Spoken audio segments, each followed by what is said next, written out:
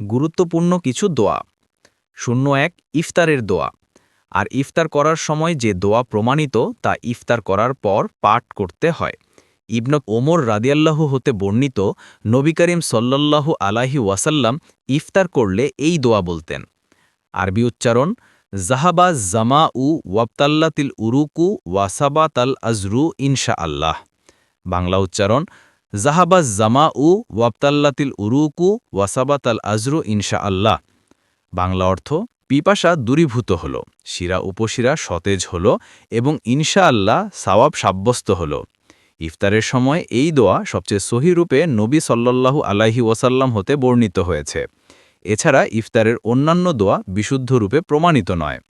02 দোয়া মাশুরা। দোয়া মাশুরা নামাজের শেষে পড়তে হয়।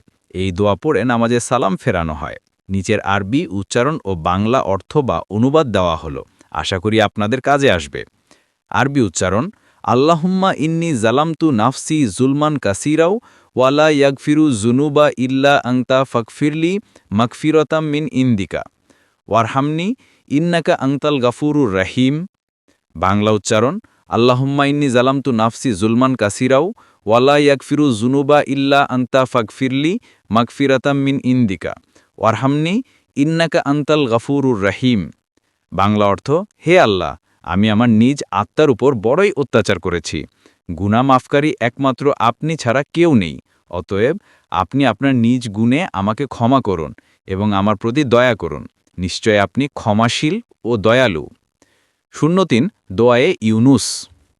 মহান আল্লাহ তাআলার পয়গাম্বর হজরত ইউনুস আলাইহিস সালাম দেশ ত্যাগ করে চলে যাওয়ার সময় তিনি নদীতে ঝাঁপ দিয়েছিলেন এবং তিনি মাছের পেটে বন্দী হয়ে যান।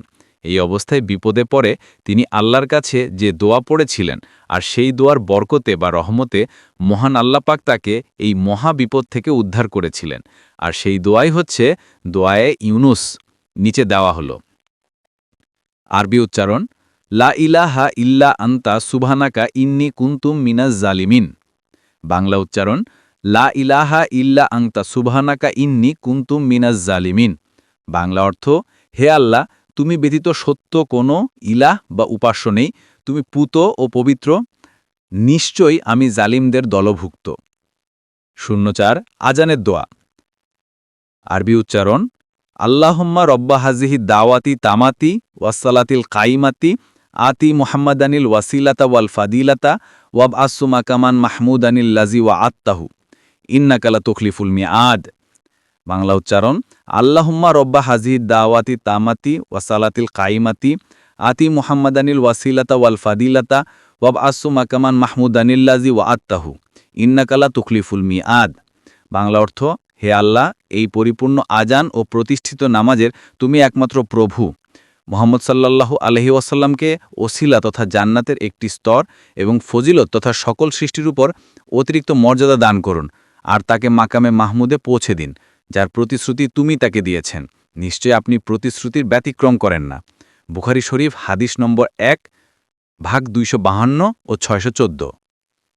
05 মৃত ব্যক্তির জন্য দোয়া। মানুষ মরণশীল, এটাই প্রাকৃতিক নিয়ম। এক আয়াতে মহান আল্লাহ তাআলা স্পষ্টভাবে উল্লেখ করেছেন, এই পৃথিবী বাহ্যত অত্যন্ত সুখময় ও আকর্ষণীয় বলে মনে হয়, কিন্তু দুনিয়াটা আসলেই ছলনায় পরিপূর্ণ। অল্প কিছুদিনের এই দুনিয়ায় আমরা মেহমান মাত্র, আর আমাদের প্রত্যেকের উচিত হবে মৃত্যুর কথা স্মরণ করে ও পুণ্য কাজে ধাপিত হওয়া ও অন্যায় থেকে দূরে থাকা। একজন মৃত ব্যক্তির জন্য আমাদের করণীয় হলো আমরা যেন সে মৃত ব্যক্তির জন্য দোয়া করি। মৃতদের জন্য আমরা পবিত্র কোরআনের এই দোয়াটি পড়ব। আরবি উচ্চারণ: রব্বানাগফির লানা ওয়ালি ইখওয়ানিনাল্লাযীনা সাবাকুনা বিল ঈমানি ওয়ালা তাজআল ফি কুলুবিনা গিল্লান লিল্লাযীনা আমানু রব্বানা ইন্নাকা রাউফুর রাহিম। বাংলা উচ্চারণ: আল্লাহুম্মাগফির লাহু ওয়ারহামহু ওয়া আফিহি ওয়াফু আনহু ওয়া আকরিম নুজুলাহু ওয়া ওয়াসসি মাদখালাহু ওয়াগসিলহু বিল মাই ওয়াসসাল্লাজি ওয়াল বারাদি ওয়া নাক্কিহি মিনাল খাতায়া কামা ইউনাক্কা সাউবুল আবিয়াদু মিনাদ দানাসি ওয়া আবদিলহু দাইরান খাইরাম মিন দারিহি ওয়া আহলান খাইরাম মিন আহলিহি ওয়া জাউজান খাইরাম মিন জাউজিহি ওয়া আদখিলহুল জান্নাতা ওয়া আইযহু মিন আযাবিল কাবরি ওয়া মিন আযাবিন নার। বাংলা অর্থ: হে মহান আল্লাহ, এই মৃত ব্যক্তিকে বা তাকে ক্ষমা করুন ও তাকে দয়া করুন, শান্তিতে রাখুন ও তার থাকার স্থানটি বা জায়গাটি মর্যাদাশীল করুন এবং তার কবরটি প্রশস্ত করে দিন। বরফ ও তুষারের শুভ্রতা দিয়ে তাকে গুনাহ থেকে এমনভাবে পরিচ্ছন্ন করে দিন যেমন ময়লা থেকে সাদা কাপড় পরিষ্কার হয়ে যায়। তাকে দুনিয়ার বাসস্থানের চেয়ে উত্তম বাসস্থান দিয়ে দিন, পরিবার ও তার সঙ্গী দান করে দিন। হে মাবুদ, তাকে জান্নাতে দাখিল করে দিন, তাকে কবর আজাব ও দোজখের আজাব থেকে রক্ষা করুন। মুসলিম শরীফ হাদিস নম্বর 2/634। 06 রিজিক বৃদ্ধির দোয়া। আল্লাহ রব্বুল আলামিন একমাত্র রিজিকের মালিক। তিনি পালনকর্তা, তিনি রিজিকদাতা এবং এই পৃথিবীর মালিক। আর তাই আমরা তার কাছে রিজিকের জন্য প্রার্থনা করি। সূরা নূহতে মহান আল্লাহ তাআলা তার অনুগত বান্দাদের রিজিকে বরকত লাভের জন্য স্পষ্ট দিক নির্দেশনা দিয়েছেন। আল্লাহ তাআলা বলেন, অতঃপর বলেছি তোমরা তোমাদের পালনকর্তা বা প্রতিপালকের কাছে ক্ষমা প্রার্থনা করো। নিশ্চয় তিনি অত্যন্ত ক্ষমাশীল। তিনি তোমাদের জন্য প্রচুর পরিমাণ বৃষ্টিপাত করবেন এবং তিনি তোমাদেরকে ধনসম্পদ ও সন্তান সন্ততি দিয়ে সমৃদ্ধ করবেন এবং তোমাদের জন্য উদ্যান স্থাপন করবেন এবং প্রবাহিত করে দিবেন নদীনালা। আয়াত 10 ও 12 সূরা নূহ। কুরআনের দিক নির্দেশনার আলোকে আমরা বুঝতে পারি যে রিজিকে বরকত লাভের কুরআনী আমল হল আল্লাহর কাছে ক্ষমা প্রার্থনা করা। যারা নিয়মিত বেশি বেশি ইস্তেগফার পড়বে তাদের জন্য রিজিকের দরজা উন্মুক্ত বা খুলে যাবে। কয়েকটি ছোট ছোট ইস্তেগফার সম্পর্কে আলোচনা করা হলো। 1 আরবি উচ্চারণ আস্তাগফিরুল্লাহ, বাংলা উচ্চারণ আস্তাগফিরুল্লাহ। 2 আরবি উচ্চারণ রব্বিগফির ওয়ারহাম ওয়া আনতা খায়রুর রাহিমিন, বাংলা উচ্চারণ রব্বিগফির ওয়ারহাম ওয়া আনতা খায়রুর রাহিমিন। 3 আরবি উচ্চারণ আস্তাগফিরুল্লাহাল আজিম আল্লাযী লা ইলাহা ইল্লা হুয়াল হাইয়ুল কাইয়ুম ওয়া আতুবু ইলাইহি লা হাওলা ওয়ালা কুওয়াতা ইল্লা বিল্লাহিল আলিয়্যুল আযীম, বাংলা উচ্চারণ আস্তাগফিরুল্লাহাল আজিম আল্লাযী লা ইলাহা ইল্লা হুয়াল হাইয়ুল কাইয়ুম ওয়া আতুবু ইলাইহি। বাংলা অর্থ, আমি আল্লাহর কাছে ক্ষমা প্রার্থনা করছি, যিনি ছাড়া ইবাদতের উপযুক্ত কোনো উপাস্য বা মাবুদ নেই, যিনি চিরস্থায়ী ও চিরঞ্জীব। আমি সেই মালিকের কাছেই তওবা করছি। রাসূলুল্লাহ সাল্লাল্লাহু আলাইহি ওয়াসাল্লাম বলেছেন, যে ব্যক্তি এই দোয়া পড়বে আল্লাহ তাআলা তাকে ক্ষমা বা মাফ করে দিবেন, যদিও সে জিহাদের ময়দান থেকে পলায়ন করার মতো অপরাধী হয় বা পাপ করে থাকে।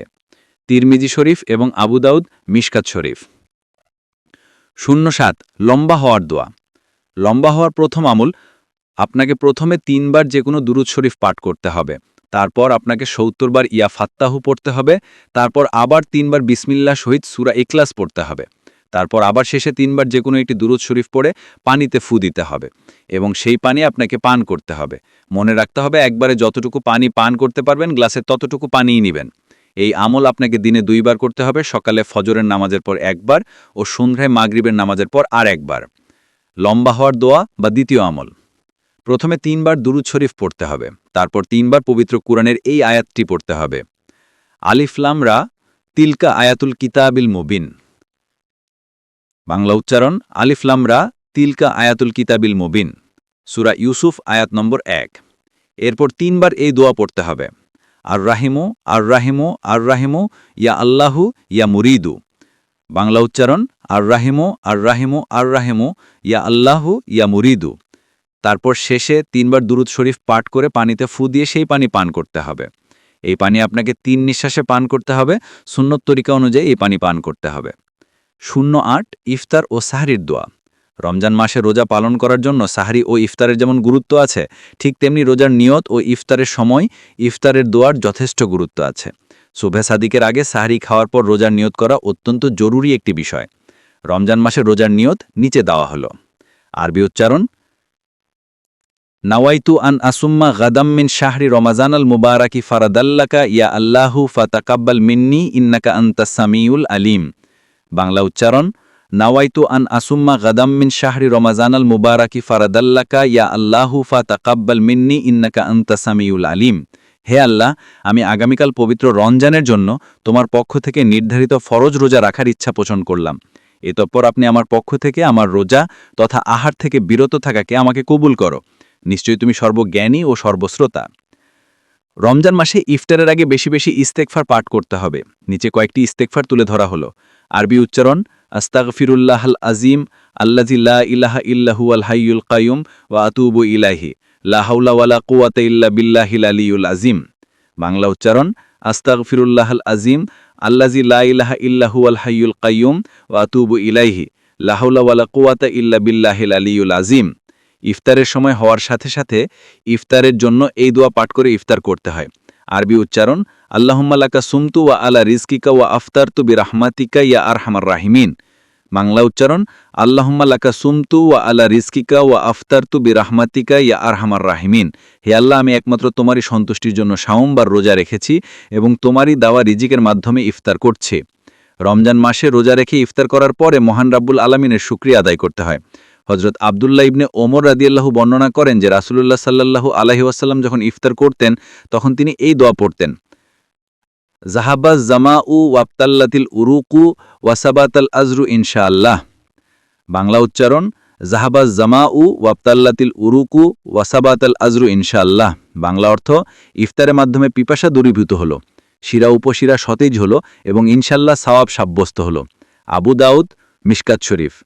মহান আল্লাহ তাআলা আমাদের সকল মুসলিম জাতিকে বা উম্মাকে রমজান মাসে সাহরের পরে নিয়ত করা ও